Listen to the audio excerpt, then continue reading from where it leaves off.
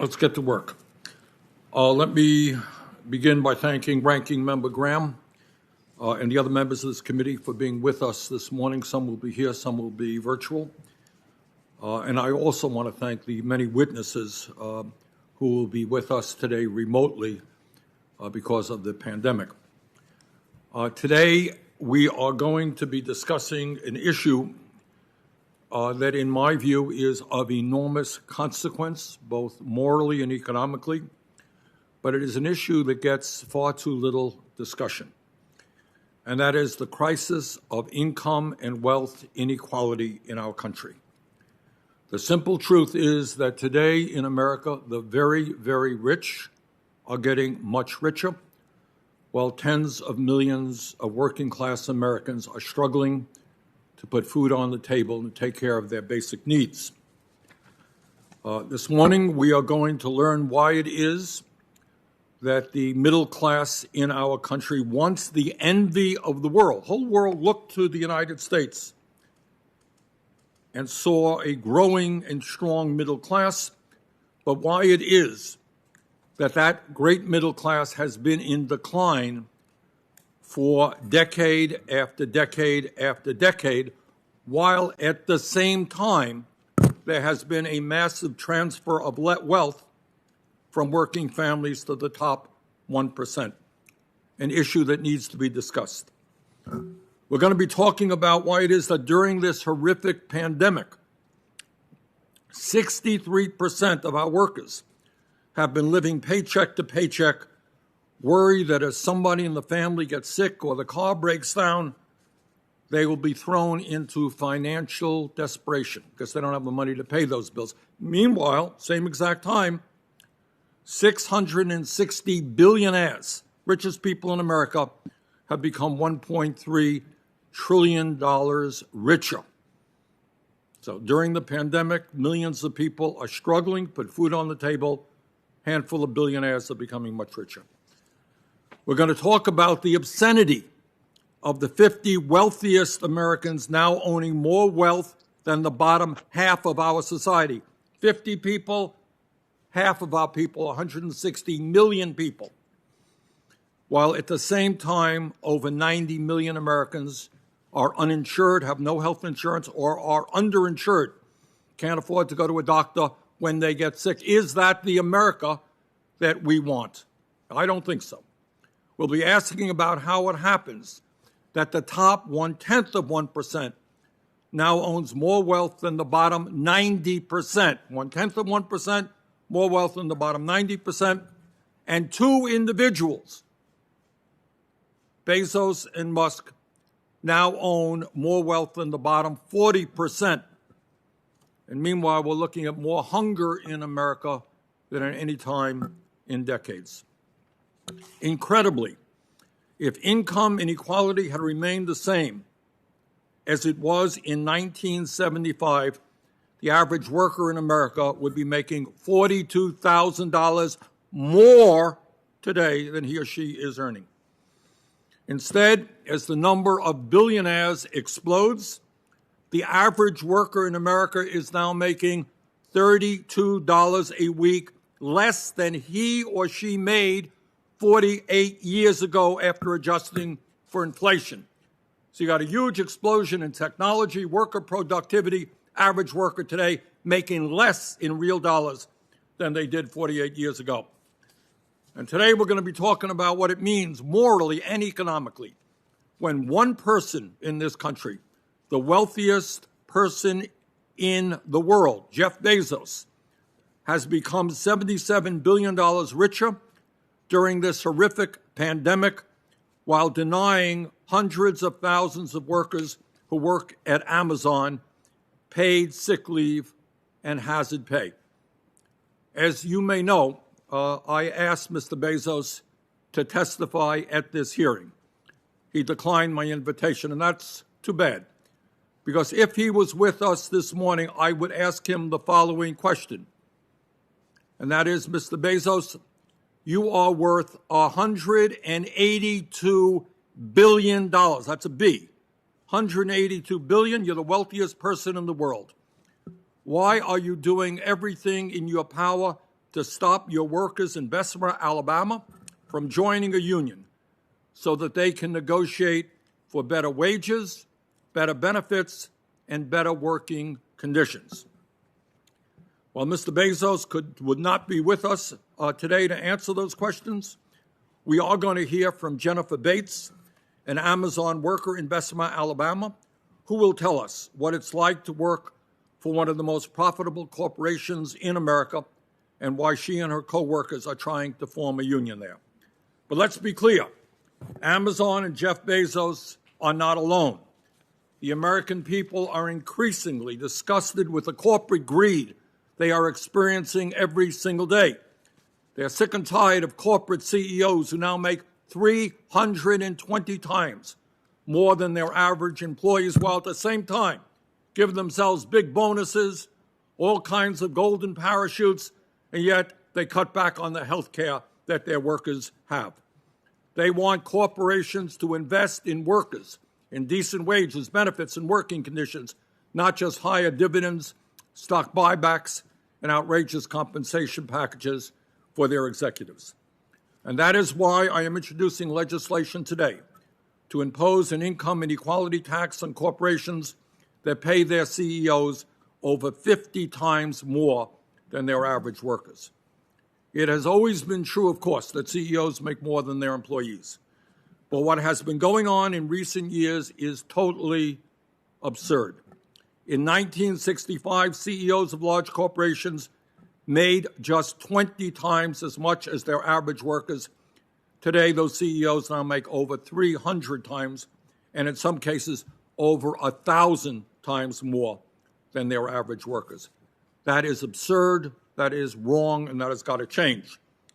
Now, when we talk about the need to protect the working class in this country and to address the crisis of income and wealth inequality, there is an enormous amount of work that Congress has got to undertake. We need to raise that minimum wage to a living wage.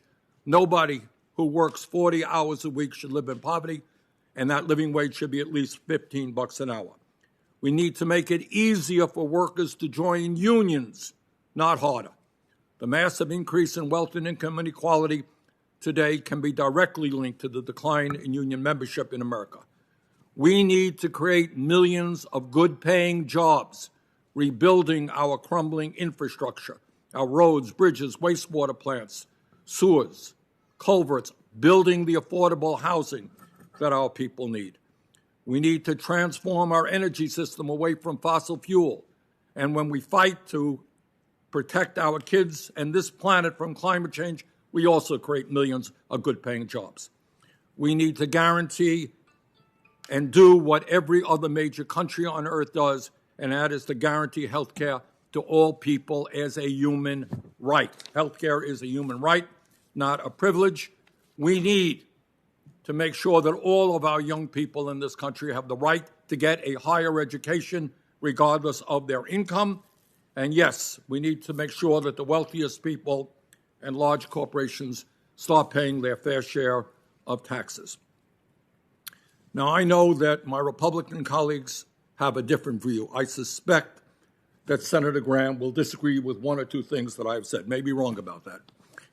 But at a time of massive income and wealth inequality, I do not believe that we should be giving more tax breaks to the rich. In fact, amazingly enough, maybe we can discuss this, several of my Republican colleagues in the Senate, including Majority Leader McConnell, introduced a bill to repeal the estate tax, legislation that would provide $1.7 trillion in tax breaks to the billionaire class while doing nothing to helping working families or family farms.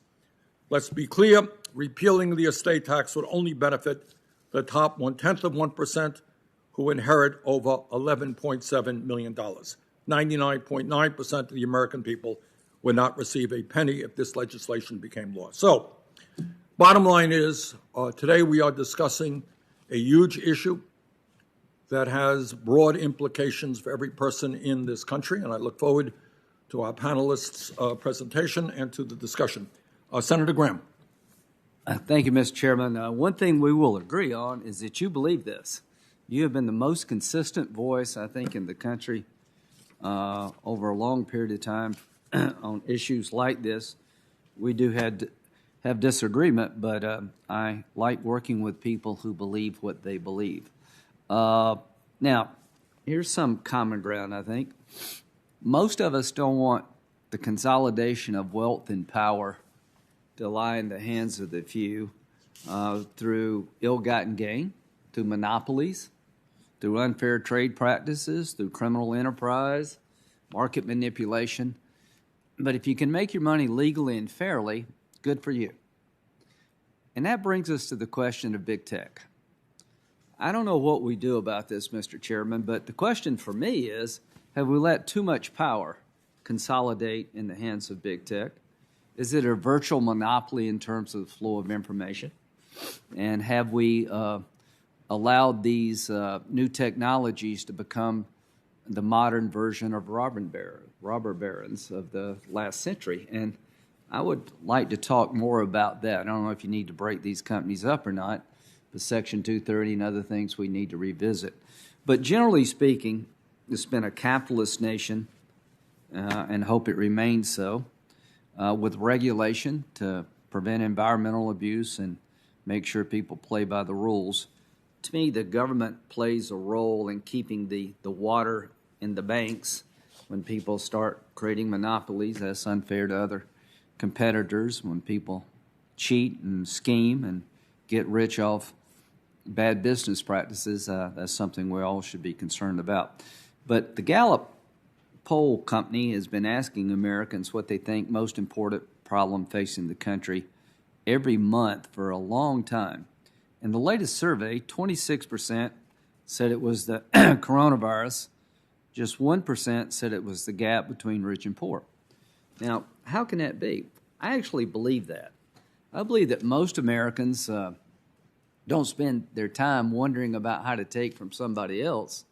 They're wondering about how do I get ahead. And they're looking for opportunity, and they should be demanding that opportunity. One thing that I think we can start focusing on is how do you lift people up who've been in poverty? How do you present better opportunity?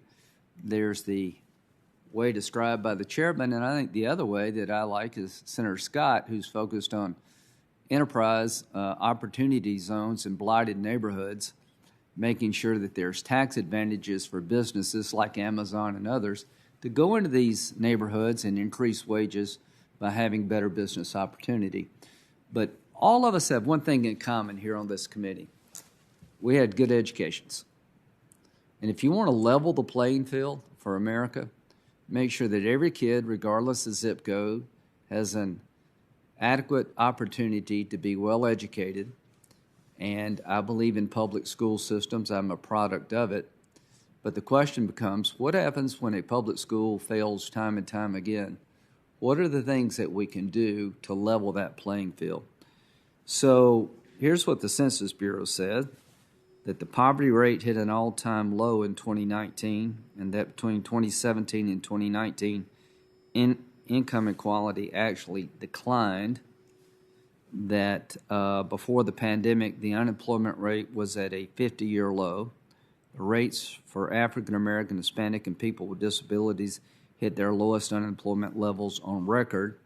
Wages were rising at their fastest pace in years, and they were rising fastest for blue-collar workers.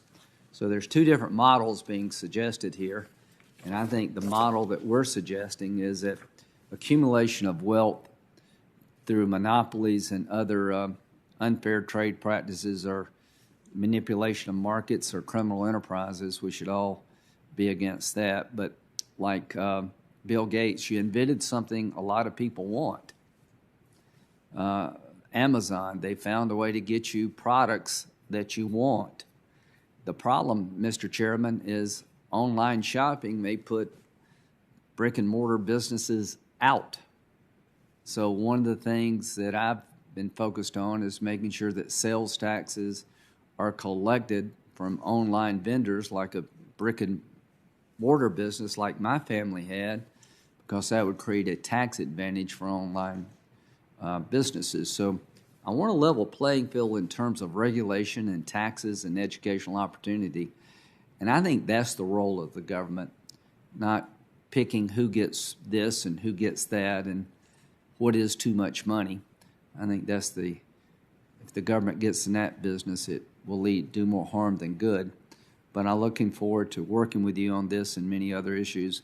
And quite frankly, I'm enjoying this committee because we're talking about things that matter. So thank you.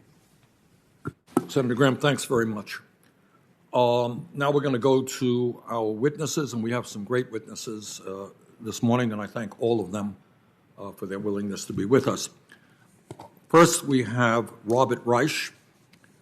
Many of you will remember that Bob Reich is the former Labor Secretary, Secretary of Labor under President Clinton, and to my view, one of the great secretaries of labor this country has ever had. Professor Reich is the author of numerous books, including The System, Who Rigged It, How We Fix It, and is currently a professor of public policy at the University of California, Berkeley. Professor Reich, thank you so much for being with us this morning. Well, thank you very much, Mr. Chairman, and members of the committee.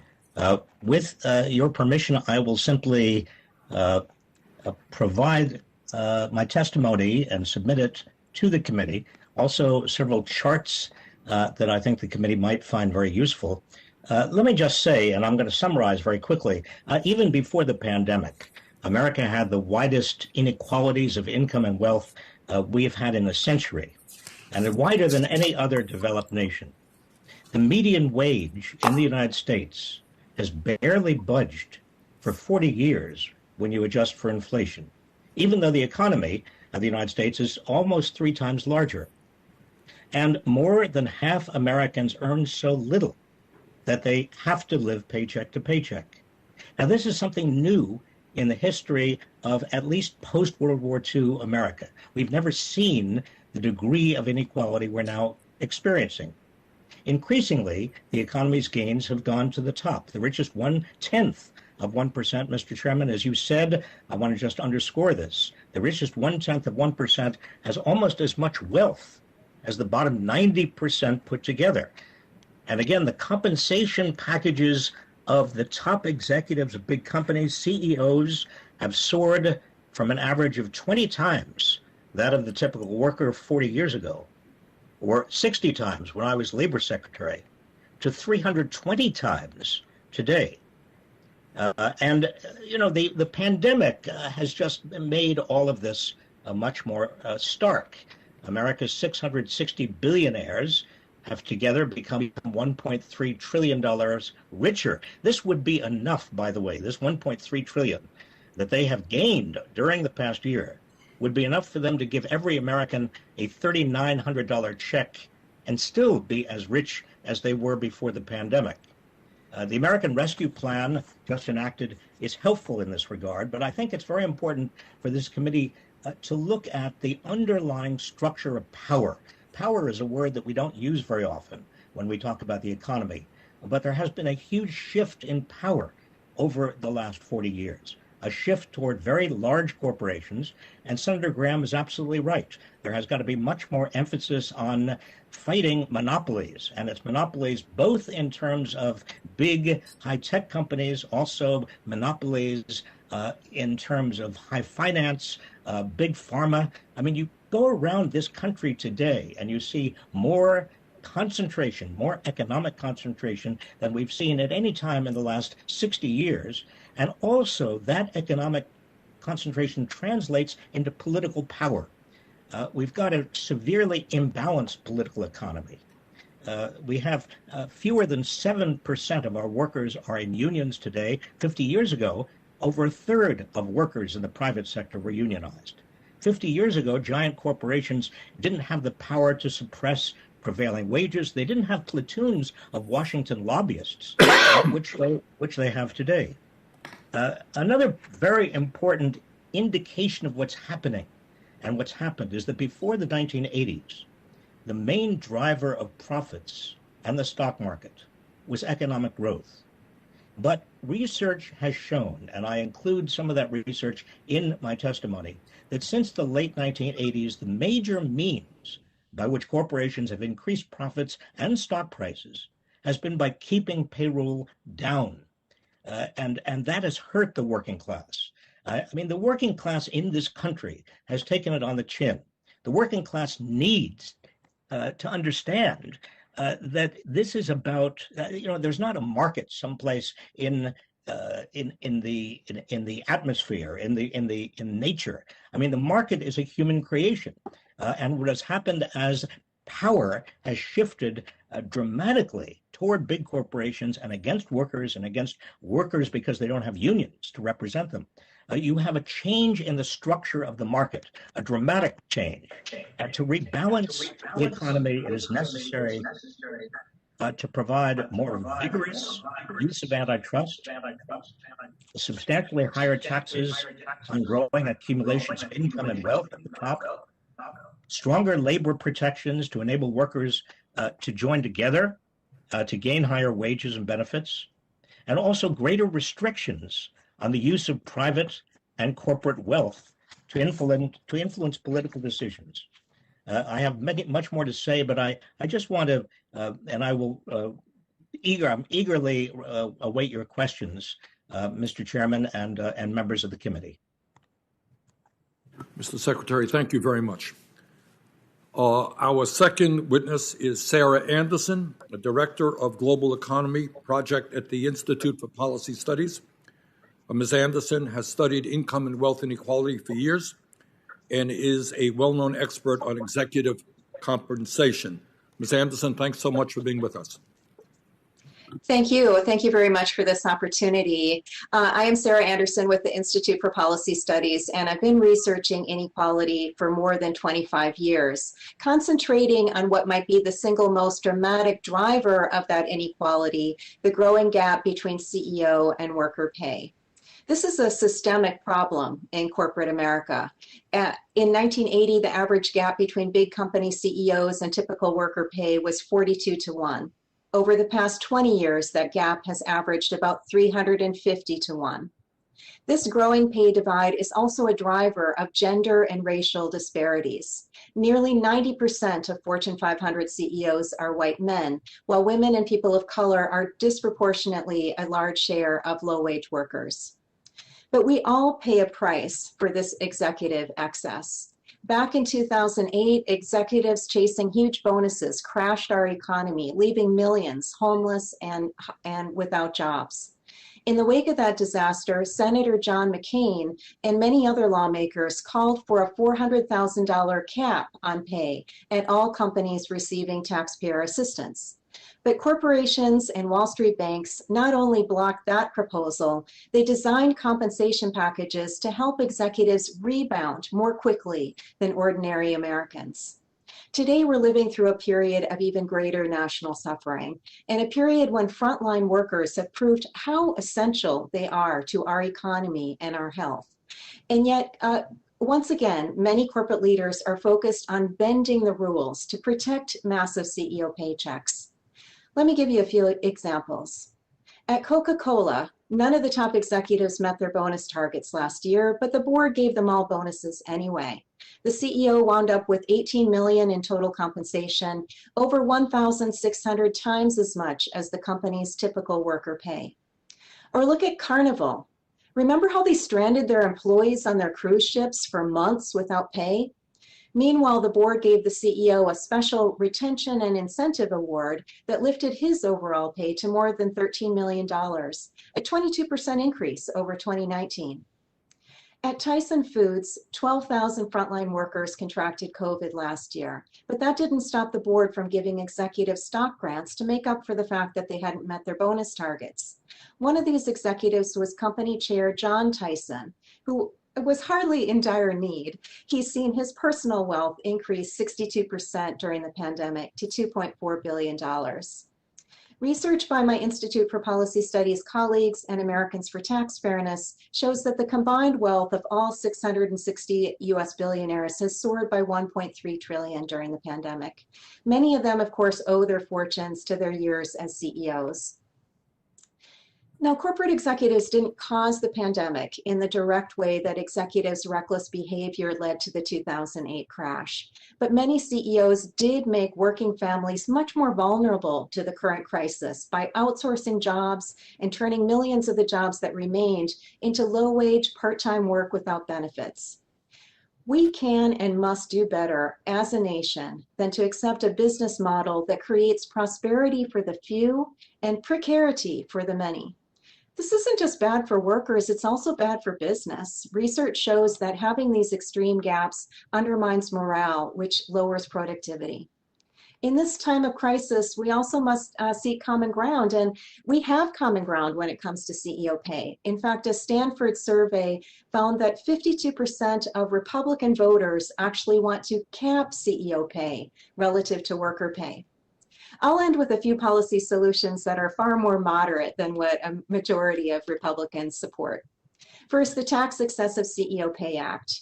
This would increase taxes on corporations with huge gaps between CEO and worker pay. And this would create an incentive to both rein in pay at the top and lift up worker wages, all while generating an estimated $150 billion in revenue over 10 years. Companies that have small gaps, less than 50 to 1, they wouldn't owe one more dime under this proposal. Another way to generate revenue while curbing executive excess would be through a financial transaction tax. This would curb the short-term speculation that has inflated Wall Street executive bonuses while doing nothing for Main Street. We could also leverage the power of the public purse by giving corporations with narrow gaps a leg up in government contracting. Corporate boards have shown us, after the financial crash and during the pandemic, that we can't rely on them to do the right thing when it comes to CEO pay. This is a problem that affects all of us, and we need responsible policy solutions.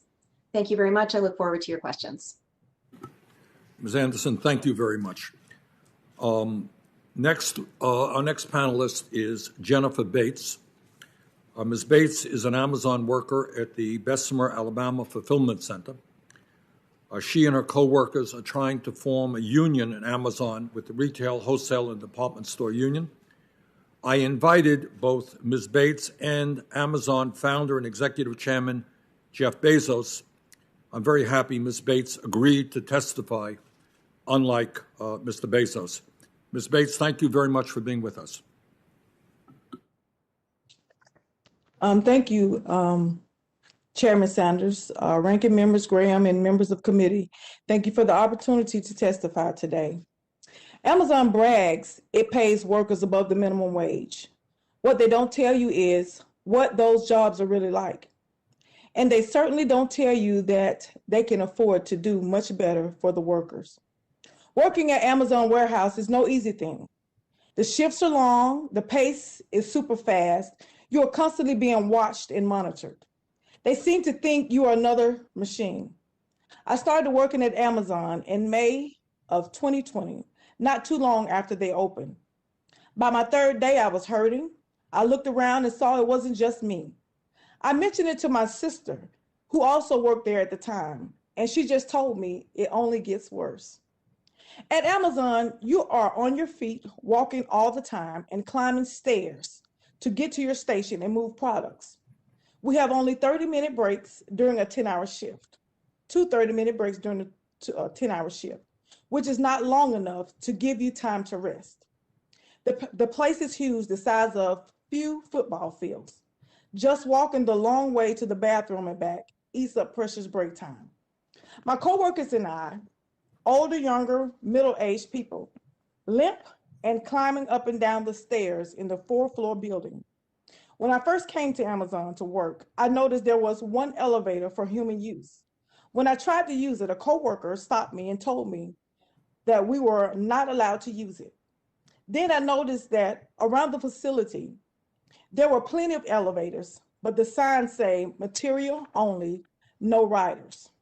I can believe that they built a facility with so many elevators for materials and make the employees take the stairs on a huge 4-flight facility. The work itself is also grueling. We have to keep up with the pace. My workday feels like a 9-hour intense workout every day, and they track our every move. If your computer isn't scanning, you get charged with being time off task. From the onset, I learned that if I worked too slow or had too much time off task, I could be disciplined or even fired. Like a lot of workers, it was too much for my sister and she ended up quitting. I thought there should be another way. I mean, why can't a large and wealthy company do better for their workers? Amazon has made tons of money during the pandemic. Jeff Bezos is the richest man in the world, and now he's even richer than to us workers. Yet they expect us not to expect anything we didn't already have before we started working there. Like we do not deserve better. Amazon's going to poor communities, claiming that they want to help the economic growth. That should mean paying its employees a living wage and benefits that truly match the cost of living. And ensure workers work in safe and healthy conditions because we are not robots designed to only live to work. We work to live. We deserve to live, laugh, and love and have a full, fulfilling life. We, the workers, deserve to be treated with dignity and respect and deserve to be given the same commitment that we give to the job every day we go in. We give 100% at work, but it feels like we're being given back only 30%. We're committed to make sure the customers get a nice package, the whole product in a couple of days, but who is looking out for us? We, the workers, made the billions for Amazon.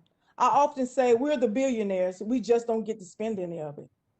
We first started to talk about unionizing one day during a break. One guy said they wouldn't be doing these things to us if we had a union. People were upset about the breaks being too short and not have enough time to rest, about being humiliated by having to go through random security checks, going to our breaks to make sure we're not stealing merchandise and then not even giving us the time back that for our breaks. Others didn't like that they never actually spoke to a manager. They just got messages on an app or by a text. It's also so impersonal and at times just plain weird. And then there's the issue of job security. People are concerned about people getting fired for no real reason and not being given the opportunity to speak to anybody at Amazon about it. They deny us good working conditions and claim we should be happy with what we have, and then go around spending millions to tell us we don't need a union. As soon as Amazon found out about the union, they started going hard trying to stop the union drive. We were forced into what they call union education meetings. We had no choice but to attend them, not given an opportunity to decline. They would last for as much as an hour, and we'd have to go sometimes several times a week. The company would just hammer on different reasons why the union was bad for us, and we had to listen. If someone spoke up and disagreed with what the company was saying, they would just shut the meeting down and told people to go back to work, then follow up with us on one-on-one meetings on the floor. A lot of what was said in those meetings was untrue, like telling people they'd lose their benefits if they joined the union. It was upsetting to see some of the younger people who were really on board with the union get confused about what was being said in the meetings. All around the plant, Amazon had put up anti-union signs and messages. They sent messages to workers' phones. They even had signs posted in the bathroom stalls. No place was also off limits. No place seemed safe. Despite all that, or maybe because of it, we continue to organize and build support for the union. We do it because we hope with the union we will finally have a level playing field. We hope we will be able to talk to someone at HR without being dismissed. We hope that we will be able to rest more, that there will be change in the facility to make some of the stress off our bodies. We're hoping we get a living wage, not just Amazon's minimum wage, and be able to provide better for our families. We hope that they will start to hear us and see us and treat us like human beings. It's frustrating that all we want is to make Amazon a better place to work. Yet Amazon is acting like they are under attack. Maybe if they spent less time and money trying to stop the union, they would hear what we are saying. And maybe they would create a company that's as good for workers in our community as it is for the shareholders and executives. Thank you for giving me the time to share my story. Ms. Bates, thank you very much. Our next witness is John Letieri, who is President and CEO of Economic Innovation Group. Prior to his work at the Economic Innovation Group, Mr. Letieri was the Vice President of Public Policy and Government Affairs for a leading business association, the Organization for International Investment. Mr. Letieri, thank you very much for being with us. Thank you, Chairman Sanders, Ranking Member Graham, and members of the committee. I appreciate the privilege of testifying today on the challenge of inequality in the United States. I believe there are many ways for Congress to work on a bipartisan basis to tackle economic inequality and support the needs of low-income and disadvantaged people. I discussed several such areas in my written testimony, including promoting economic dynamism and worker mobility by banning the use of non-compete agreements, pursuing an aggressive policy of full employment to boost wages and labor force participation for workers at the bottom, and enacting a bold, place-based policy agenda to support struggling regions and distressed communities. But in the interest of time, I want to focus my opening comments this morning on a fourth issue, helping low and moderate income Americans build wealth through long-term retirement savings. The U.S. economy is the world's most powerful engine of wealth creation and prosperity. But in spite of this, the lack of wealth at the bottom remains a troubling and persistent fact of life. The numbers are startling. The median net worth for the bottom 25% of American families is a mere $310. The bottom 50% of families own less than 2% of total U.S. wealth. One of the central reasons for the persistent lack of wealth at the bottom is the lack of adequate retirement savings among low-income families. The median retirement savings balance for the bottom 50% of American families is $0. For comparison, the median for families in the top 10% is $610,000. Now, the problem here is not that affluent Americans are doing well at saving, but rather that current policy is so poorly designed to support those most in need of building wealth. And the reason here is simple. Retirement savings policy mostly relies upon deductions from taxable income that are of little use to Americans in the bottom 50% of the income distribution, most of whom pay little to no federal income tax to begin with. So as a result, a person making $20,000 a year and contributing the maximum gets nothing from federal and state tax incentives, while a person earning $200,000 gets over $7,000 in federal and state aid. In other words, those who need help building wealth are the ones most excluded by current policy. Deeply uneven participation in retirement savings also perpetuates the racial wealth gap. Only 35% of Hispanic families and only 41% of Black families hold any retirement account savings, compared to 68% of white families. Among those that do have at least some retirement savings, the median white family holds more than double that of the median Hispanic family and the median Black family. So what can be done? A number of noteworthy proposals, including from members of this committee, have been put forward in recent years to address the dearth of retirement savings among low-income workers. But there's one option that is both elegant in its simplicity and transformative in its potential benefits, and it will be familiar to every member of Congress.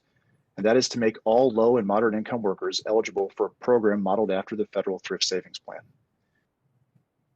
complete with a match on contributions up to a certain percentage of income. The TSP is a defined contribution savings program now available only to federal employees and members of the military.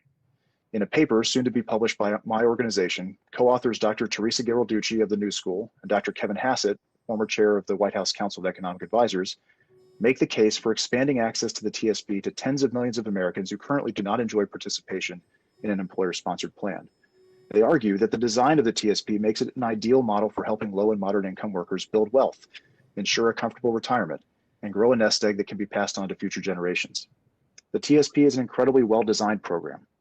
Participants enjoy automatic enrollment, a simple menu of options for investment, an easy user interface, very low expense ratios, and matching contributions of up to 5% of income, along with a number of other features that, when combined, have proven to generate remarkably strong participation among eligible workers.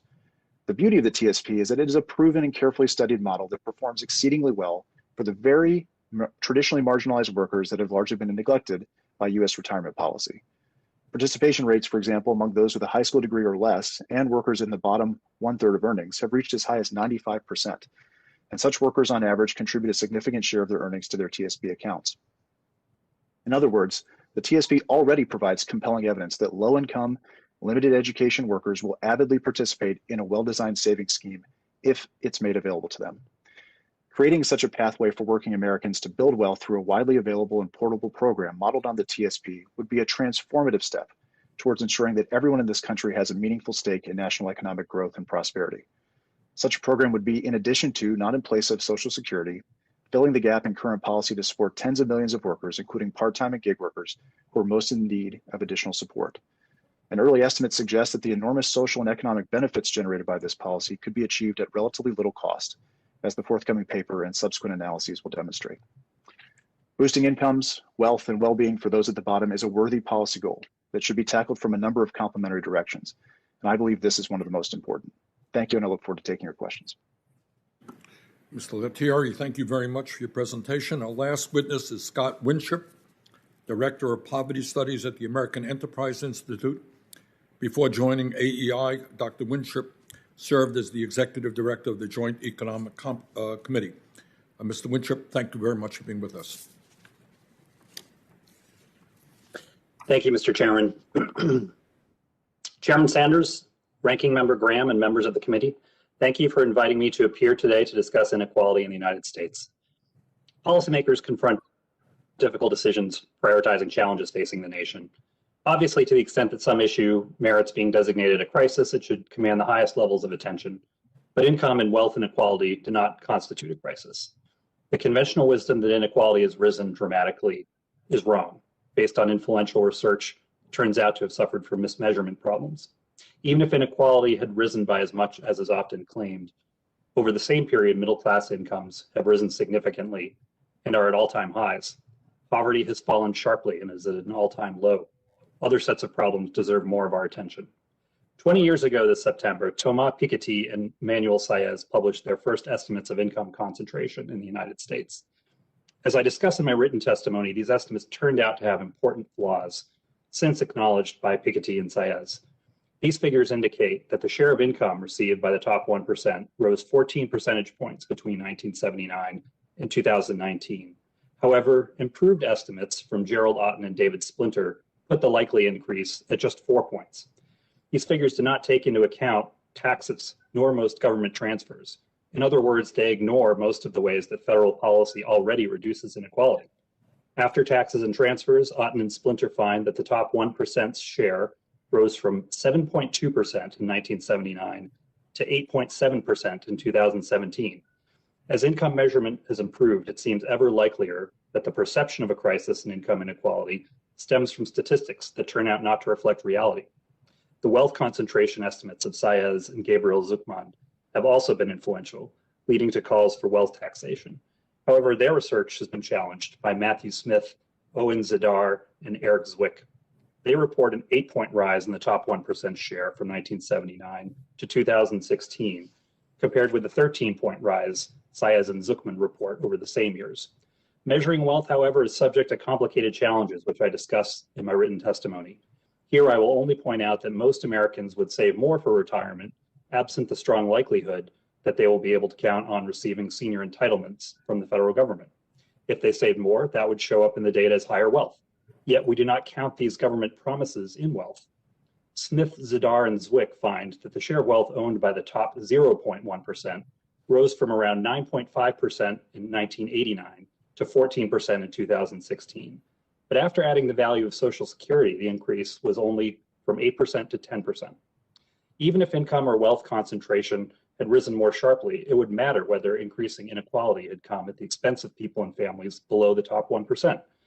The fact of the matter is that incomes below the top have risen significantly.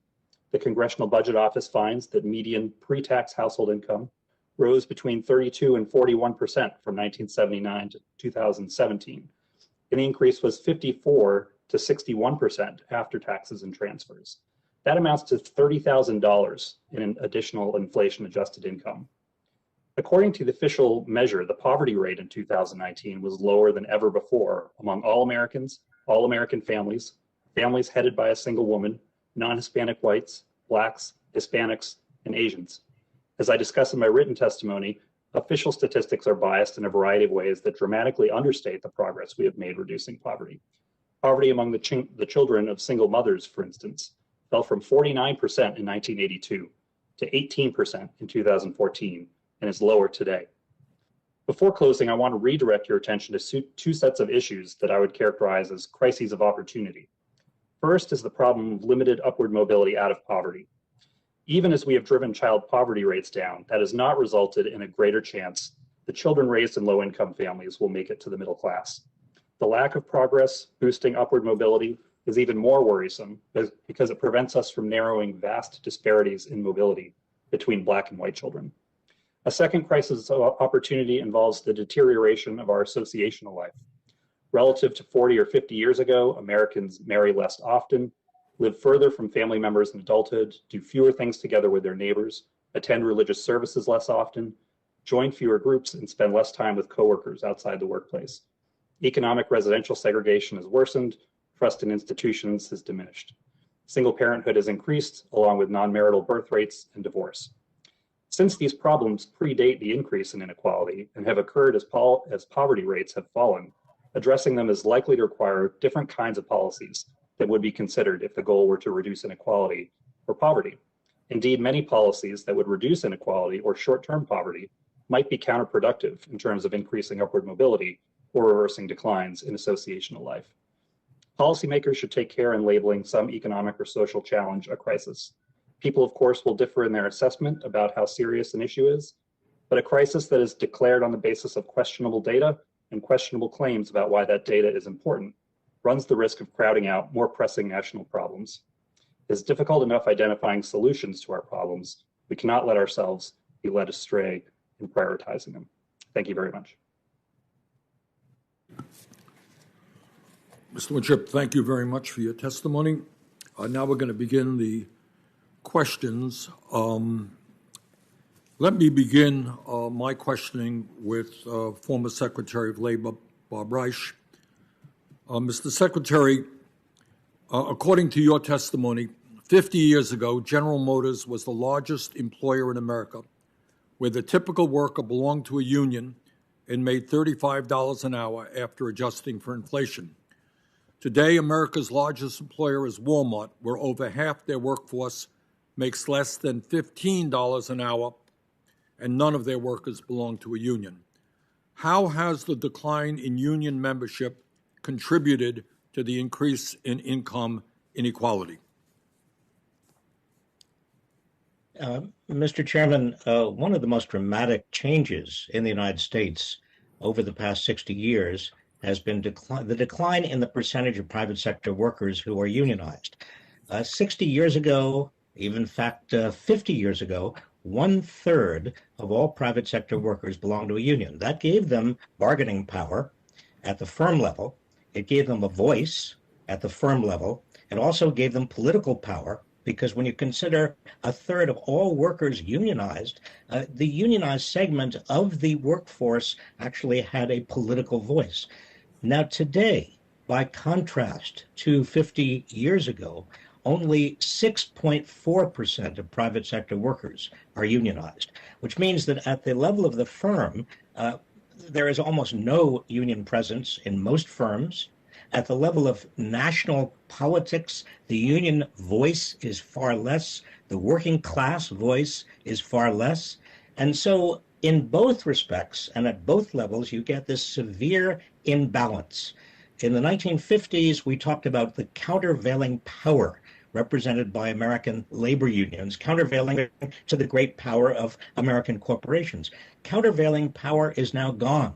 There is almost no countervailing power left. And so it's not that the GM worker was that much more brilliant or productive, or the GM worker was so much better prepared than the Walmart worker. No. The difference really was that the GM worker had a union behind him or her, and the Walmart worker does not. All right, with that, I'm going to have to interrupt you, and I apologize, but I want to ask some of the other panelists the question. Let me go to Jennifer Bates. Ms. Bates, let me ask you a very simple question. And why do you believe it is so important for you and your co-workers to have a union at the Amazon facility in Bessemer, Alabama? Why is that so important?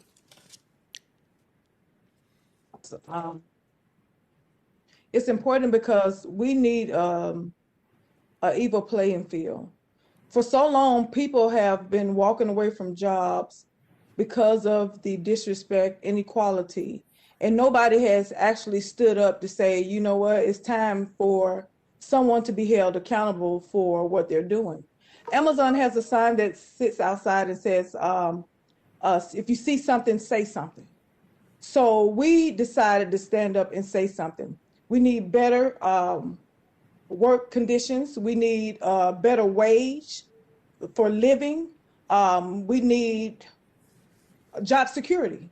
So it's important for us that the union come in so that Amazon will have the opportunity then to sit down and talk to us and with us to get these issues resolved. Okay. Thank you very, very much. Let me ask Ms. Anderson a question. Ms. Anderson, according to your testimony, in 1980, CEOs of large corporations made about 42 times more than their average worker. Today, CEOs now make over 300 times more than their average worker. Very briefly, how did that happen? Well, it didn't happen because CEOs just got a whole lot smarter during that time period. On the worker end, it's happened because wages have stagnated as unions have declined, as we've already discussed. On the CEO pay end, it's happened because stock-based pay has come to dominate CEO pay packages. And the argument there was that shifting to stock-based pay would ensure pay for performance. And that has really turned into a joke. Study after study shows there's no connection between CEO pay levels and their performance. And one of the most obvious examples was after the 2008 financial crash, when companies gave boatloads of new stock options to their executives when the market was at bottom. And very quickly, those stock options ballooned in value as a result of a taxpayer-fueled recovery, not because of any brilliant executive performance. Okay. Well, thank you very much, and my time has expired. Senator Graham. Thank you, Mr. Chairman. Let's start with Secretary Reich. What should... Yeah, can you hear me? Hello? I can hear you perfectly fine, Senator. Okay, thank you, Mr. Secretary. What should the top individual tax rate be, in your view? Well, under President Eisenhower, Dwight Eisenhower, you may recall, the top rate. Well, before my time. Was 90. Okay. I'm sorry. The top marginal rate was 91%. The top effective rate was about 43%. I don't think we need to go back to the Eisenhower years. He was a great president in many respects, but I think that we do need to substantially increase the top marginal rate from what it is today. And it's not just on income. Just generally speaking, what would that look like? I mean, you don't have to give me an exact number. Well, I would say probably in the range of 40 to 50%. Okay. What should the corporate tax rate be? Are you asking me again, Senator? Yeah. Yes, sir. I would say that the corporate rate probably ought to be, and again, we're talking about income taxes, corporate income taxes. I think that the top corporate income tax rate ought to be around 30%, maybe 35% where it was before. But the question with corporate taxes is always interesting because that's the real underlying question is who ultimately pays. I'm one of the people who thinks that maybe we ought to reduce the corporate income tax and increase capital gains taxes because it really is shareholders who bear or should bear most of the burden of the corporate income tax. What should the capital gains rate be? I think the capital gains rate should be probably around 25 or 28%. That would be my best guess. Warren Buffett obviously thinks that there ought to be a minimum 30% income tax, and that would be including capital gains. I think he may be right. Okay. Do you support school choice for neighborhoods who have poor performing public schools?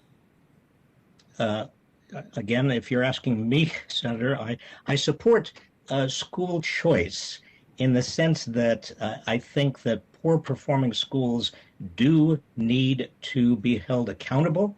The real question is what the choice is. I think that any organization, whether it's a charter school or a public school, ought to be in the position of offering a good education. And I've offered a proposal years ago. Nobody supported it except Jeb Bush. Governor Jeb Bush liked this idea, which was a voucher that would be inversely related to family income. Oh, that's very, very helpful. Thank you. Mr. Letieri, are you there? I am. Okay. Do you support school choice for poor performing schools for parents to have a choice? Senator Graham, it's an important question, but it falls outside of the scope of my organization's work. So I'm happy to offer you my personal opinion, but I just want to make it clear it's not an issue that we've studied at EIG. That's okay. About the tax rates that I've just talked about, what's your view on tax rates? I think the question about where tax rates should be set is a complicated one because it depends on what other aspects of the code are a factor. So if deductions and exemptions, right? Exactly. So I think what we know about the corporate tax rate, for example, is that would you support a flat tax? No. Okay. Do you support tax reform to eliminate some deductions and exemptions? Yes. Okay. As a general matter, I think a simpler tax code is good. A progressive tax code is good. And so I think if that's what you mean by tax reform, then the answer is yes. Yeah. So my point here is if you wanted to improve the life of the average American worker, at what point does regulation and taxation on business trickle down to the inability to get good paying jobs in a growing economy? How much does tax and regulation impact the American economy and the ability of people to participate in it at a higher level? Well, I think one of the things that's often misunderstood is that complexity is a subsidy to larger incumbent stakeholders. So the more complex an economy is, the more complex the regulatory system or the tax code is, the more likely it is to be gamed by those at the top, and the more likely it is to disadvantage those at the bottom. So as policymakers think about these questions, which are important, I think the implicit barrier to entry that's created by complexity is something that you should keep in mind because it's something that certainly plays into the theme of robust competition and holding larger stakeholders to account through competition. Yeah. One last question. Do you worry that if our tax rates are out of line on the corporate side with the rest of the world, that will incentivize American companies maybe to leave? I think certainly that tax rates can be a disincentive. It's not the only factor that companies consider when they're looking at locational decisions. Trade policy, for example, plays a large role. But certainly, if the U.S. were to get way out of whack with the OECD average, I think that would be a problem. Okay. Senator Graham, thank you. Senator Whitehouse. Thank you, Chairman. My questions are for Mr. Reich.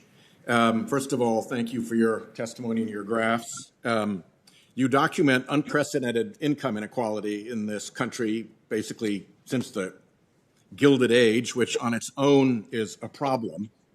But the question I want to raise with you is, what do the New Age robber barons do with that money, the 1% billionaires?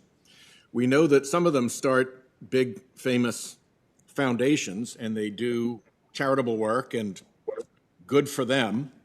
But some of them set up faux foundations and fund fake think tanks and go to work in politics from hiding.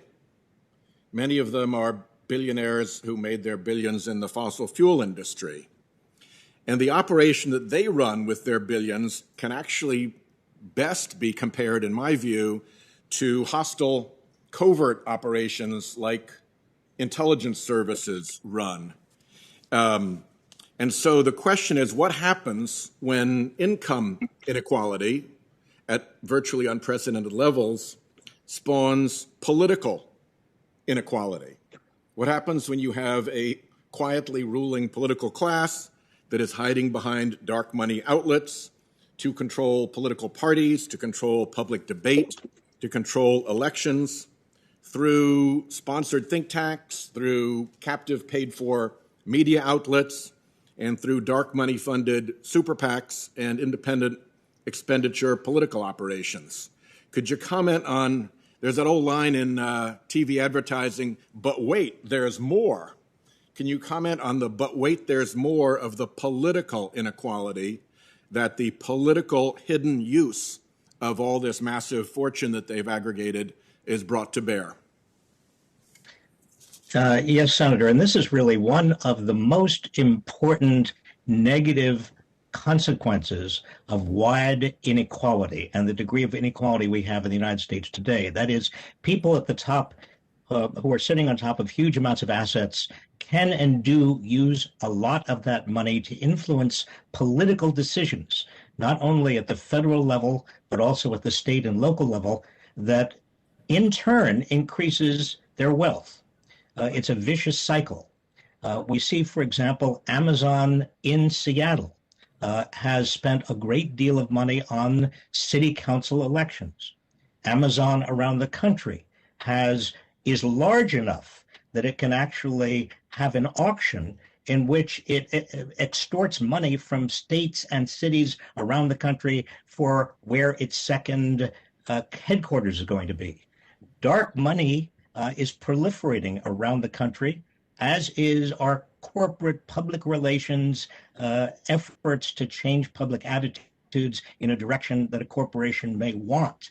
The whole role of money in our system and the overwhelming dominance of money from big corporations as well as from very wealthy individuals polluting American politics is one of the worst aspects of inequality.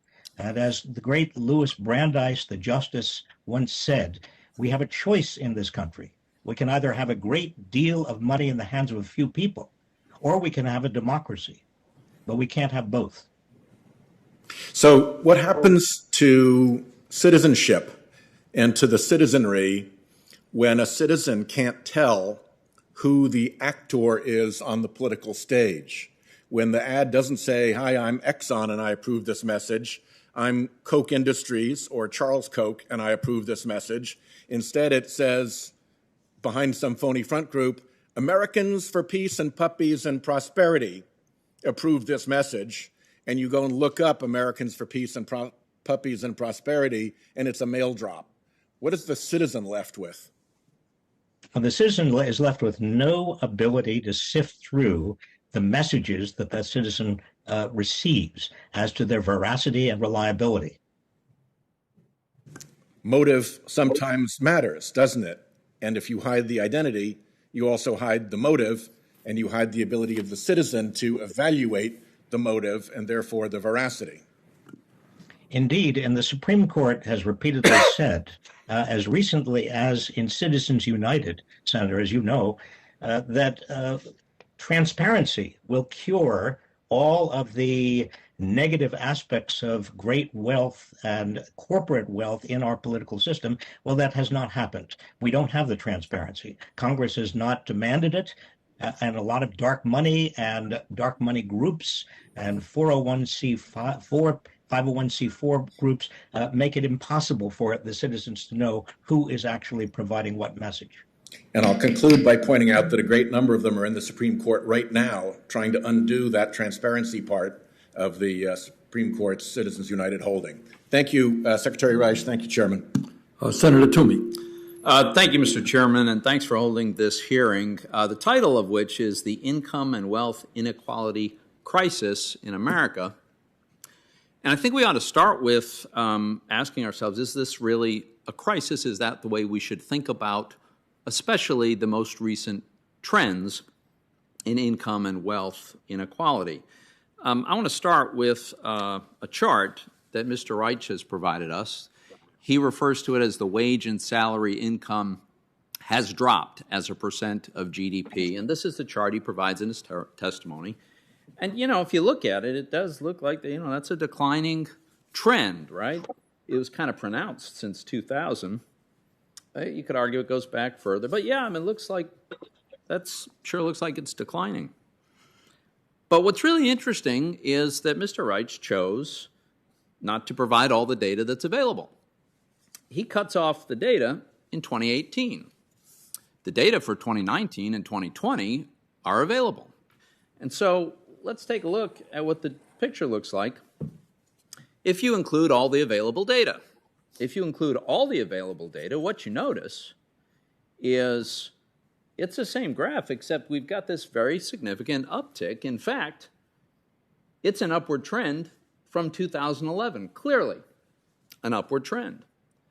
In fact, in 2018 and 2019, the upward trend, now mind you, what we're talking about here is wages and salaries as a percentage of our total economy. The upward trend that's been underway for 10 years now was accelerating in 2018, 2019, further in 2020. So should we consider that we're in a crisis of income inequality when the situation has been trending better for 10 years and most recently at an accelerating pace? Take a look. We've recaptured back where we were in 2003. I think when you've got more available, more data available, you really ought to use it. Let's take a look at another chart that we have here. This is from the Atlanta Fed. And it compares wage growth for the lowest 25% of wage earners to the wage growth of the highest 25% of earners. Now, the lowest 25% of earners is in blue, and the highest 25% of earners is in this gold color. And what does this chart show? It shows clearly that sometime around about 2014, wages started growing more rapidly for low-income workers than wages have been growing for high-income workers. And what does that mean? That means the income gap is getting narrower, right? If higher-income people's raises are occurring at a lower pace than low-income raises, then the income differential is narrowing. And that's exactly what's happening. And once again, not only is that happening, but it's happening at an accelerating pace because you see the gap by which low-income earners are outperforming high-income earners in terms of their wage growth, that gap has widened. So again, does an acceleration at the rate at which lower-income earners are gaining ground relative to high-income workers, when that's happening and accelerating, should we think of that as a crisis? Really? And the reason I'm concerned, well, let's go to one more chart here. We've got another one. It's provided by the St. Louis Fed, and it's from the data itself comes from the U.S. Bureau of Labor Statistics. And this is a depiction of average hourly earnings of production and non-supervisory employees. So these are not managers, they're not executives. And what's happening is wages have been rising, and you know, prior to 2015, not at a very spectacular pace, that's for sure, but it's certainly been accelerating to the point where in recent years, these wage gains have been well above the rate of inflation. So my point is, this is very good news. I know some would like to suggest that we have a crisis so as to justify various socialistic policies and even more redistribution of wealth. But the fact is, the income gap has been narrowing, and it's been narrowing at an accelerating pace. A quick word about the wealth gap. You know, one of the ironies of this is a big source of the increase in the wealth gap has been the inflated value of financial assets. And why have financial assets gone up so much in value? Well, a big part of it, I think, is ultra-easy money by the Federal Reserve. Our Democratic colleagues have long been huge advocates of ultra-easy money by the Federal Reserve. Well, you should be careful what you wish for, because this is one of the consequences. But even here, there is good news. And the good news is that while investing in financial assets used to be the domain of just the wealthy, that is increasingly becoming an activity of middle income and even people of modest means. In 1989, fewer than one-third of American households owned stocks. In 2019, a majority, almost 53% of American households own stocks. This is going to help narrow the wealth gap, and I see I have consumed my time. Thank you for indulging me, Mr. Chairman. Thank you, Senator. Senator Van Hollen should be with us on video. Thank you. Thank you, Mr. Chairman and Ranking Member, and all our witnesses for your testimony. We have seen another explosion in terms of the gaps between CEO compensation and the compensation that they provide to their workers. And that is why I've joined Senator Sanders in introducing the bill we did today. But I'd like to talk and start with you, Dr. Reich, with the danger of using sort of economic average measures to measure how the overall economy is performing for working people. For example, if Jeff Bezos had moved to Baltimore City last year, you would have seen a tripling of the per capita income in Baltimore City. The current per capita income in Baltimore City is roughly $53,000. If Jeff Bezos moved there last year, would have more than tripled that to roughly $175,000 per person. And of course, the situation of any individual in Baltimore City would not have changed at all. And so looking from the outside of those averages, you would say, wow, what's going on in Baltimore City? Huge increase in economic activity. Can you talk about why we really need to be drilling down on different economic measures in order to gauge the success of our policies for most Americans?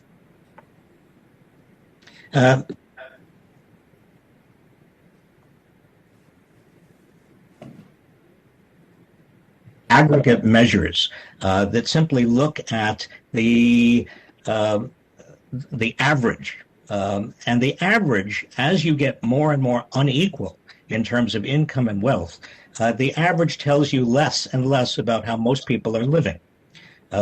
Even the median, which is half above, half below, gives you more information, but still doesn't tell you what you need to know about what's happening to the bottom half. The biggest story of America over the last 50 years has been really the fact that the bottom half, what we used to call the middle class and the working class and the poor, their situation have become so similar, and their insecurities and the degree to which they are living paycheck to paycheck have really become very central to our political economy. I think one reason that we find so many people who are poor and working class are so angry is justifiable. Their anger is justifiable. They've worked harder and harder, and they're getting less and less. Mobility, economic mobility, the ability to move upward is becoming harder and harder for the bottom half. Logically, because as the ladder becomes longer and longer, even if you are moving up the ladder at the same rate you used to move up the ladder, you get fewer and fewer rungs up that ladder. So you're absolutely 100% correct. We need to look at median and below, not at average, to get a real insight into what's happening to the American workforce. Well, I appreciate that, and I hope we will do that, because we tend to just to throw around numbers about aggregate GDP growth, and those really disguise what's happening to so many working Americans. And of course, this is all, we've seen the drop in real wages since the late 1970s coincide with many factors, including globalization, but certainly a big one is the drop in union membership and activity, and that's what the PRO Act is designed to address. If I could just ask Jennifer Bates to let us know first, thank you for what you and your fellow workers are doing to try to organize and empower workers. Can you tell us what you think a difference a union would make to you and your colleagues at Amazon?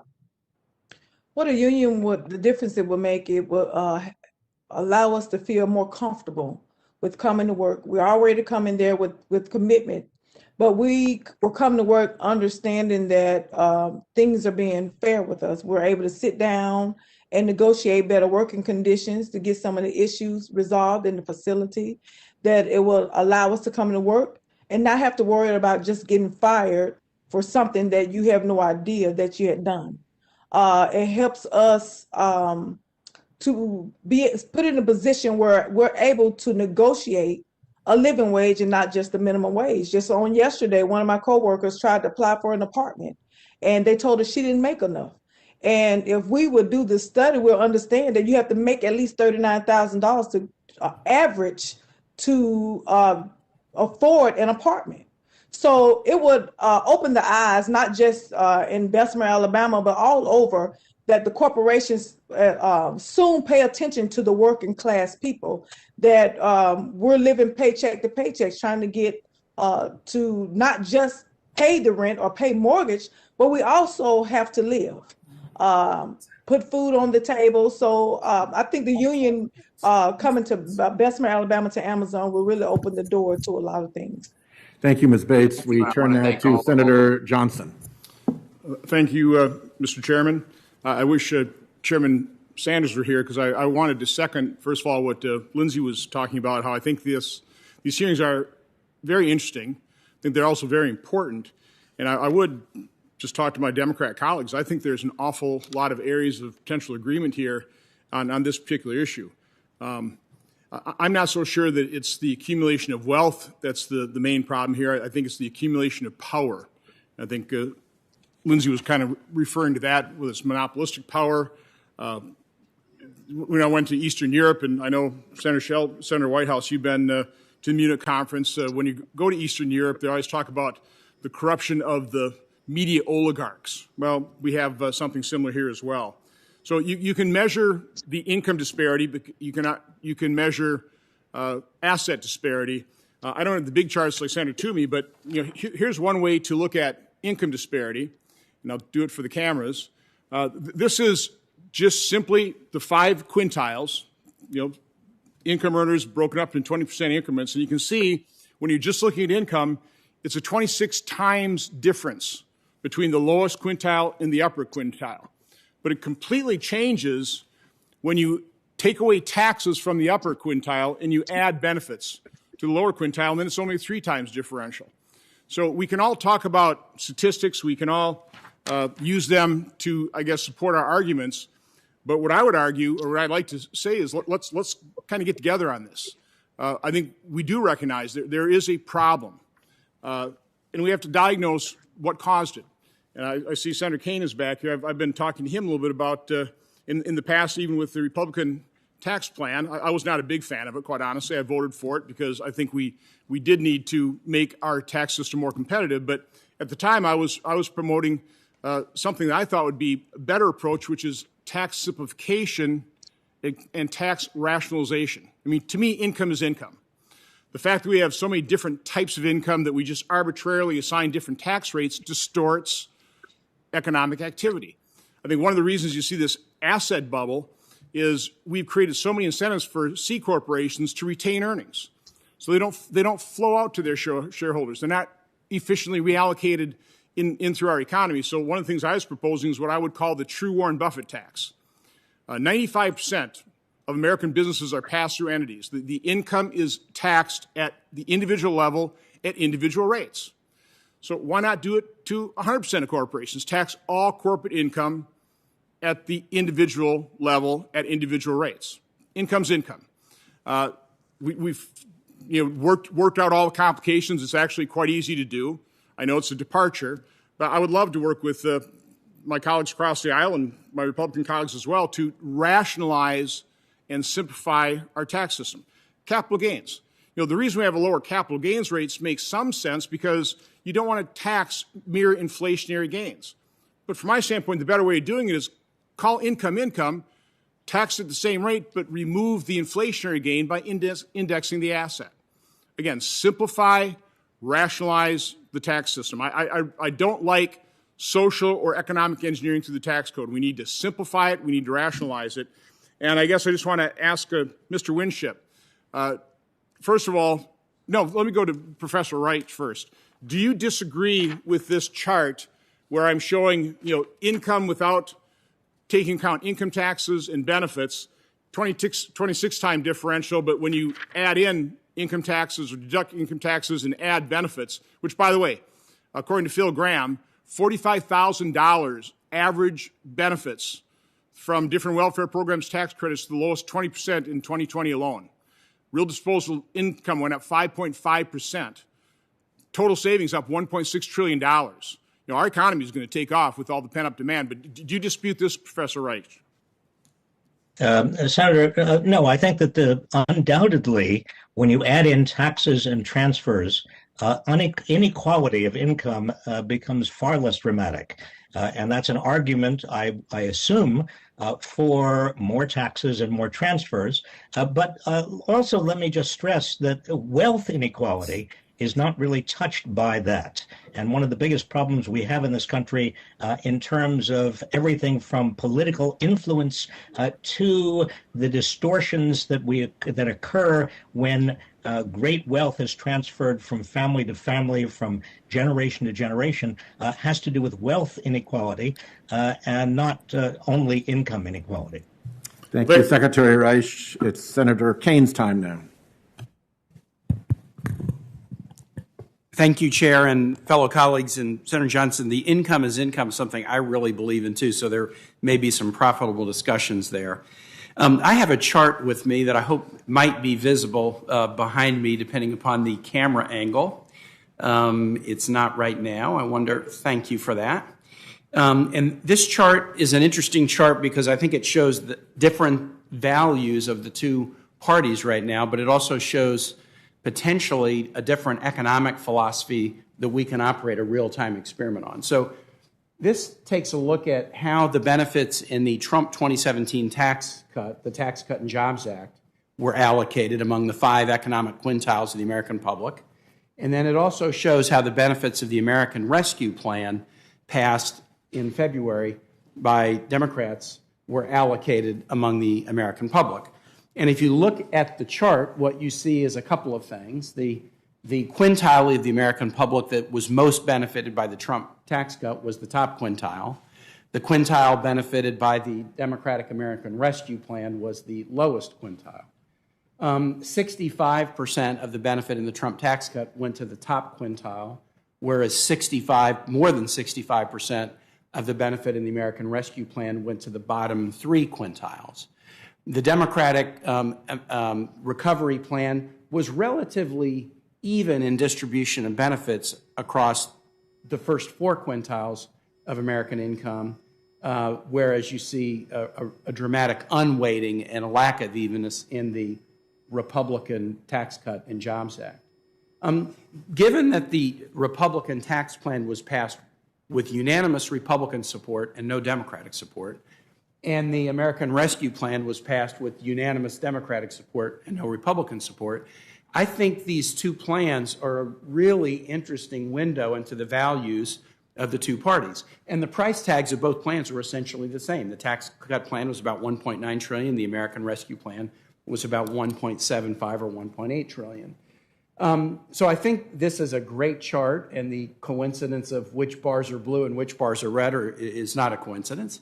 But I think it's a great chart to show the different philosophies in the two parties as to how you want to allocate benefits if the government does something like this that's supposed to be a stimulus in nature. The Democratic proposal is to spread it more evenly with a little bit more focus on the lowest earning Americans. The Republican philosophy is to concentrate benefits at the top.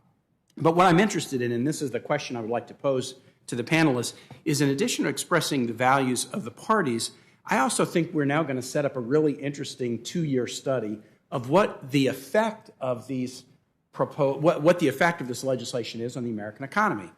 So the Republican tax cut was done in December of 2017, and you could run a 2-year experiment, December 2017 to December 2019. You wouldn't want to get too much into 2020 because COVID is what economists would say is an exogenous shock. So you run a 2-year study, and then you run a 2-year study on the American Rescue Plan from February of 2021 until February of 2023. And what you do, and I would encourage maybe some of my academic friends on this to do this, is look at every economic data point you think is significant. Family income, employment, poverty rates among adults and children, stock market, business startup activity, GDP, wealth inequality, deficit. You pick the economic measure, and for the Tax Cut and Jobs Act, you start in December 2017, and you look at how it affected the economy for 2 years. And for the American Rescue Plan, you start in February of 2021, and you look how it affected the economy in the next 2 years. And I think you'll see not only what the values of the parties are, but I think you'll also see which economic philosophy actually produces more good for American society. So that's a working hypothesis that I would put on the table to our experts, and I'd love anyone who's on the panel to address whether my hypothesis might be worthy of study. Well, perhaps I could jump in. This is Sarah Anderson from the Institute for Policy Studies, and I really appreciate your call for more analysis of the impacts of these policies on inequality and the whole range of income levels. I would perhaps suggest an additional indicator for you to look at. No one today has yet mentioned the Federal Reserve figure from 2019 that found that 40% of Americans could not afford a $400 emergency, meaning they were just one medical problem or car breakdown away from financial ruin. And I think that's one of the most powerful indicators that really gets at how it's not just about wages, it's about the cost of living. And for so many Americans, the cost of housing and healthcare have just skyrocketed. And it's a very concrete way of looking at how that affects people's level of economic security at a time when we have a growing number of billionaires at the top. So thank you. I'm over my time, but I might love to hear answers from some of the other witnesses. For the record, I am. Why don't we're waiting for Senator Braun, who is on his way here. So in the spirit of equivalence, why don't we have Senator Johnson ask a question, have Senator Kaine ask a question, and then go, oh, here's Senator Braun, saving the day, coming in just in the nick of time for his time. So I will recognize Senator Braun. If you want to take a moment to get yourself squared away, we can. Okay, very good. And Chairman Sanders is back from the vote, so he can resume the gavel.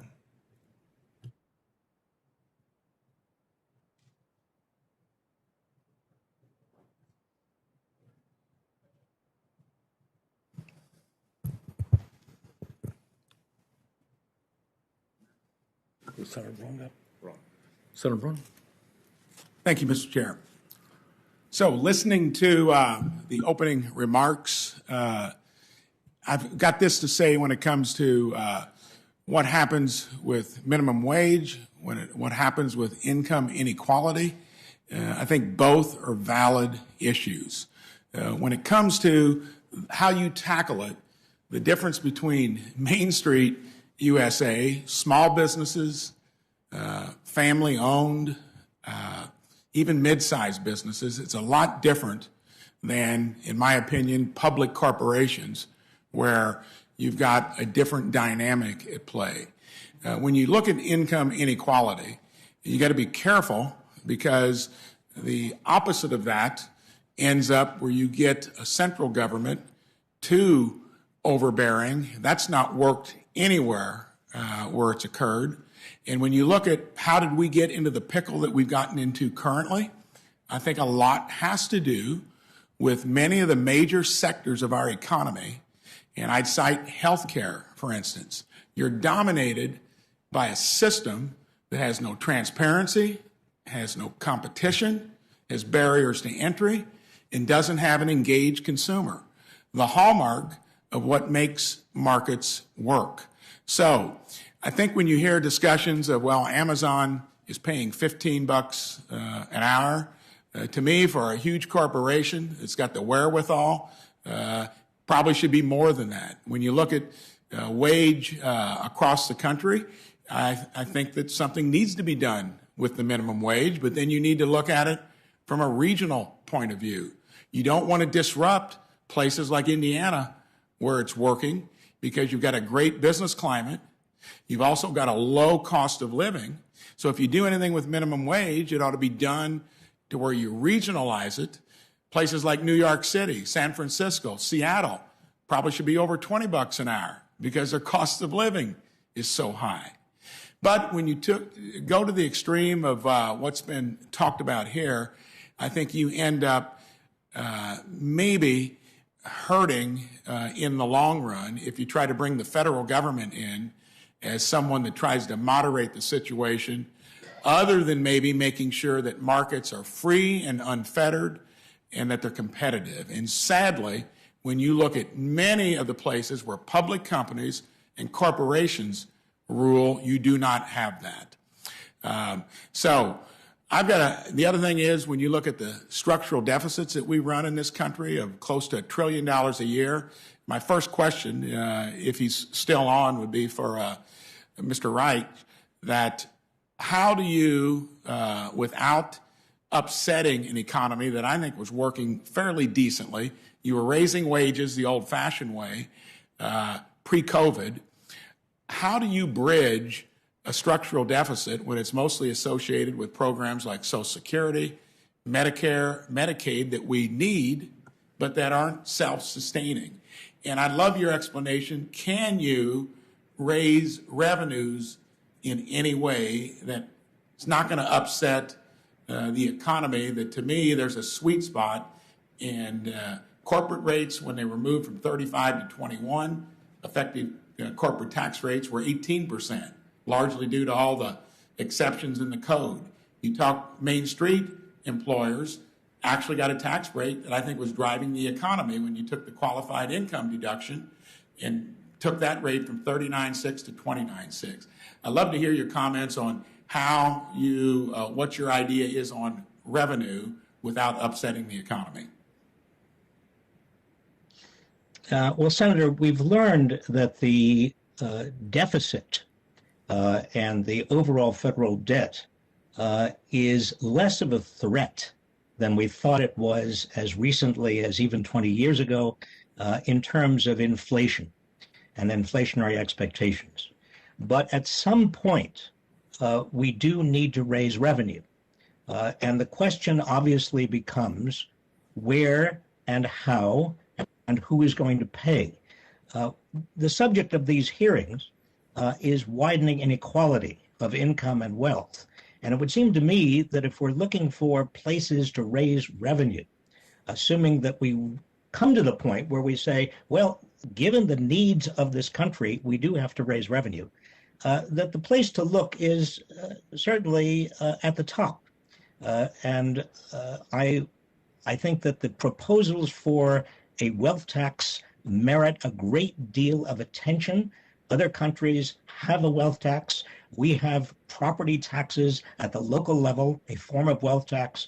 It seems to me that given the extraordinary wealth in the hands of certain people in this country, a wealth tax is appropriate. We also need to get rid of the loopholes. Loopholes that we've been talking about for years, like the carried interest loophole. There's no reason for it. And there are many other loopholes as well that have been put into the tax code because there are companies and industries that are hiring lobbyists that have really spent all their time looking for ways of creating methods to reduce tax liability. Let's get rid of those loopholes and let's make sure that the base is as wide as possible. Thank you. Do I have time for one quick follow-up? Over time, but I'll give you, if it's a brief, very brief. So a quick follow-up question. Where does spending fit into the formula when we've had record revenues of recent years? And how much of a deficit are you willing to tolerate under the maybe new modern monetary theory? Well, Senator, we don't know all that much, quite frankly, as to modern monetary theory. It's a fairly new idea. The mainstream notion, and I think that we don't want to take too many risks. I think that at some point, the deficit and deficit financing and the total federal debt could ignite inflationary expectations. And that's why we do have to get serious about raising revenue. The easiest place to raise revenue, as I just said, is from people who are very wealthy. It has the least dampening effect on the economy. Right now, however, when there is so much underutilized capacity in terms of 9.5 million Americans who have lost their jobs, 4 million Americans who have dropped out of the wage labor force altogether, something in the order of 15 million Americans who are working part-time who'd rather be working full-time. Given all of this underutilized capacity, right now we do need to spend in order to stimulate the economy. I don't think there's any question about that, and there's a great deal of consensus about that with regard to the mainstream. Thank you. Okay, thank you very much. I believe our last questioner is Senator Lujan. Senator? Chair Sanders, thank you so very much, and thanks to you and to Ranking Member Graham for today's hearing. And I look forward to having a conversation about the importance of unions to our democracy, our republic, and to working Americans. Mr. Chair, my family raised me to understand that our communities are stronger when workers are protected and empowered. My grandfather was a union carpenter. My dad was a union iron worker in Local 495. My mom worked for the local public school district. My brother's IBW, and my nephew just was accepted into an apprenticeship program with IBW. I believe that everybody in America should have the same opportunity that my grandfather, father, siblings, and nephew have had to work hard, to build real economic security, and to pass something better onto your children and grandchildren. Those are the values I grew up learning, and those are the values that I continue to fight for today. The testimony we heard today from our witnesses includes a number of striking statistics, and that's where my questions will begin. Mr. Letieri, how much wealth does the bottom 50% of families own? Senator, that would be 2%. And Ms. Anderson, what is the current pay gap between corporate CEOs and the average workers? Over 300 to 1. And Mr. Reich, how much of its value has the minimum wage lost to inflation since it was last raised in 2009? Just about 10%. And Mr. Reich, how much has union membership fallen over the past half century? From 32% of private sector workers down to 6.4% of private sector workers today. So down about 33% since 1950. Right. Mr. Reich, yes or no, would you agree that these statistics and increased inequality are correlated with the decline in union membership?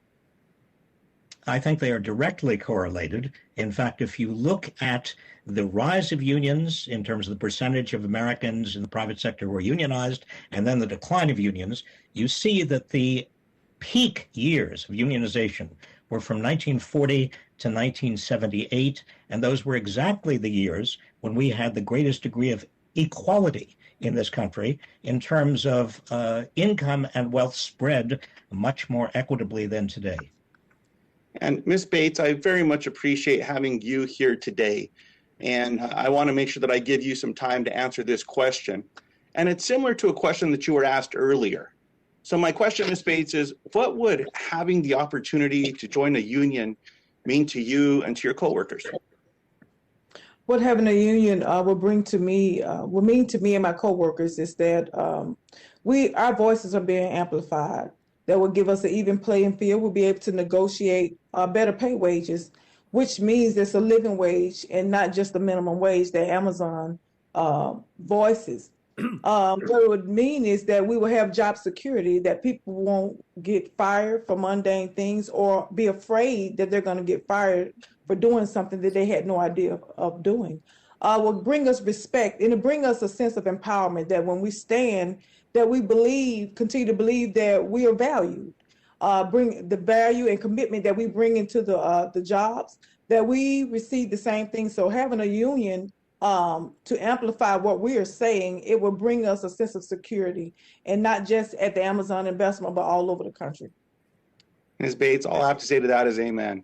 I want to thank you for being here today. Well, I appreciate the expertise of the panelists and the witnesses, and especially the expertise that I've benefited from the work that he has done as a Secretary of Labor, but all of his advocacy and Secretary Reich. Your testimony today has been very compelling. And I just want to say thank you so much for coming today. And again, to the chair and to the ranking member for bringing us together. And with that, Chair Sanders, I yield back. Well, thank you very much, Senator. I'm not sure if we are going to have another senator or not join us, but let me wrap up this hearing by thanking all of the panelists and all the senators who participated. The issue that we are dealing with today, income and wealth inequality, is an issue that has to be addressed and is an issue that will determine what kind of nation we wish to become. We are the wealthiest nation in the history of the world, but the truth is that half of our people are living paycheck to paycheck. Many millions of people are working for starvation wages. And as a result of the pandemic, people are wondering how they're going to feed their kids, how they're going to avoid eviction, how they're going to go to the doctor when they or another family member gets sick. Clearly, I think our goal is to create a nation where the economy works for all people and not just the very few. But that's, in fact, where we are right now. And as I think some of the discussion this morning has been about, is that it's not only the absurdity of two people in America owning more wealth than the bottom half of the country, it is the kind of power that the people on top have to hire lobbyists here in Washington to influence legislative decisions, to own media, to make campaign contributions. There is a reason why the rich get richer and so many other people are becoming poorer. And that is not just economic decisions, but those are political decisions as well. And too often those decisions are influenced by the people who have the money. So this is an issue. I think this was an excellent hearing, and I thank all of our panelists for participating. And we look forward to pursuing this issue in the months to come. Thank you all very much, and this hearing is ended.